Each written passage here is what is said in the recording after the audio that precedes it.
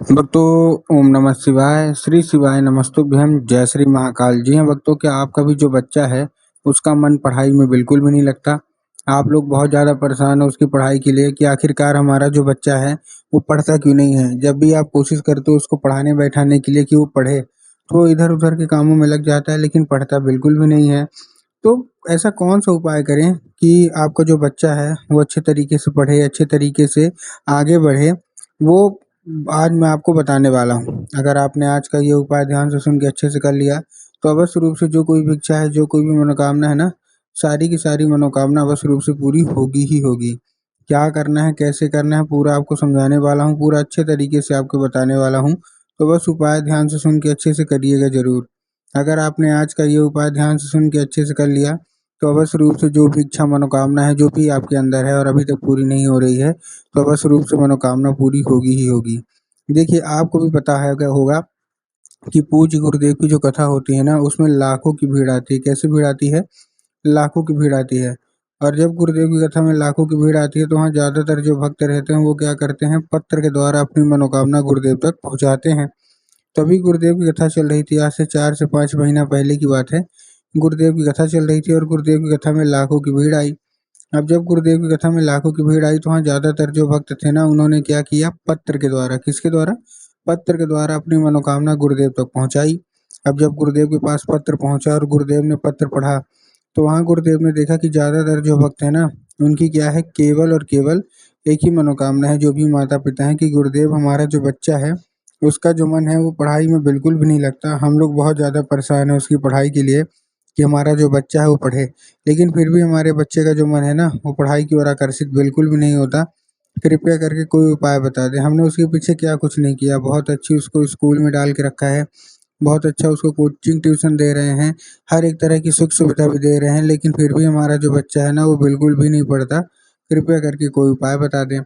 जब गुरुदेव ने ये देखा, तब गुरुदेव ने 2 से 3 उपाय बताए और कहा, केवल और केवल ये उपाय कर लेना, तुम्हारा जो भी बच्चा है, जिसका भी मन मतलब पढ़ाई में नहीं लगता, अवश्य रूप से उसका जो मन है ना, वो पढ़ाई की ओर आकर्षित होगा ही होगा।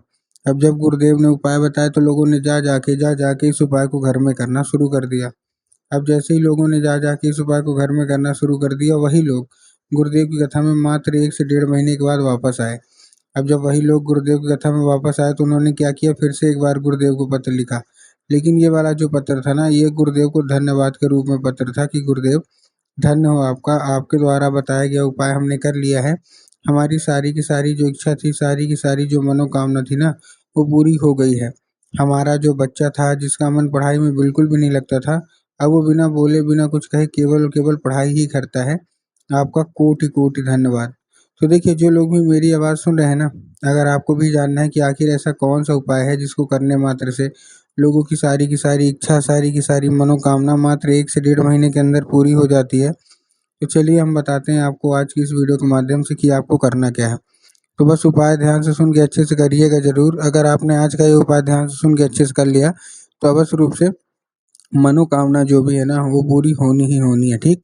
लेकिन उससे पहले चैनल पे अगर पहली बार आए हैं और आवाज़ मेरी पहली बार सुन रहे हैं, तो वीडियो कर दें लाइक और चैनल को भी कर लें सब्सक्राइब, ताकि पूजनीय पंडित प्रदीप जी मिश्रा के रोज़ नए-नए उपाय, जो कि मैं उनकी कथा से सुनता हूँ, श्रवण करता हूँ, सबसे पहले मैं आपको प्राप्त करा सकूँ, ठीक? तो देखिए, जो हमारा सबसे पहला उपाय है, वो 3 काली तिल और 1 धतूरे का उपाय है। किसका है? 3 काली तिल और 1 धतूरे का। अब देखिए, काली तिल और काली मिर्च में ना बहुत सारे लोग कन्फ्यूज़ होते हैं कि काली तिल लें कि काली मिर्च लें।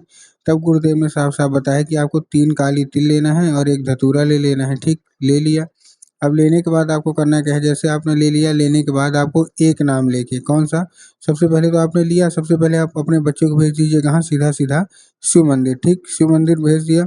शिव मंदिर भेजने के बाद उसको बोलिएगा दक्षिण दिशा में खड़ा हो जाए और उत्तर की ओर अपना चेहरा कर ले। अब देखिए, दक्षिण और उत्तर में भी बहुत सारे लोगों के मन में कन्फ्यूज़न आता है कि दक्षिण क्या है, उत्तर क्या है? हमको थोड़ा साफ-साफ बताओ। तब गुरुदेव ने बताया कि आप जिस भी शिव मंदिर जा रहे हैं, उस शिव मंदिर का जिधर साइड जलाधारी हो, आपको अपना चेहरा उधर साइड करके खड़े हो जाना है, ठीक? खड़े हो गए? खड़े होने के बाद आपको एक नाम लेके, कौन-सा? महादेव का बहुत ही सुंदर सा नाम है, श्रम्भेश्वर महादेव। तो बस आपको करना क्या है, आपको श्रम्भेश्वर महादेव का नाम लेके, उन्हीं का स्मरण करके आपको चुपचाप क्या कर देना है, आपको अर्पित कर देना है बस। पूज्य गुरुदेव कहते हैं कि अगर आपने श्रम्भेश्वर महादेव का ये उपाय कर लिया, तो अवश्य रूप से जो भी इच्छा है, जो भी मनोकामना है, सारी की सारी मनोकामना पूरी होनी ही होनी है, ठीक है। ये था हमारा कौन-सा, ये था हमारा पहला उपाय। अब हम चलते हैं अपने दूसरे उपाय की ओर। अब देखिए जो हमारा दूसरा उपाय है वो कौन-सा है। जो हमारा दूसरा उपाय है उसमें आपको करना क्या है, इस उपाय में सिंपल सा है।